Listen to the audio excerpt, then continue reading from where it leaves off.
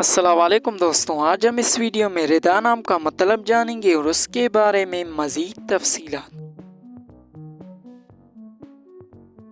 नाम है रिदा।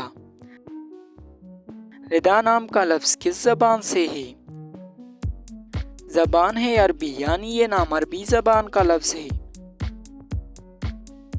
रिदा नाम का ताल्लुक़ किस मज़हब से है?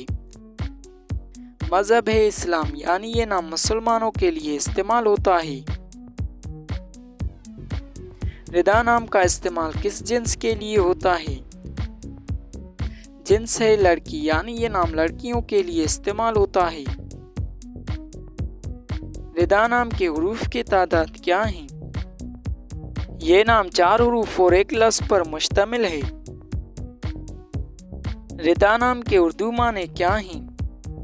रिदा नाम के उर्दू माने हैं खुदा की तरफ से सिफारिश। उम्मीद है अगर आपको ये वीडियो पसंद आ गई तो इस वीडियो को लाइक करें, अपने दोस्तों के साथ शेयर करें। शुक्रिया, अल्लाह हाफिज़।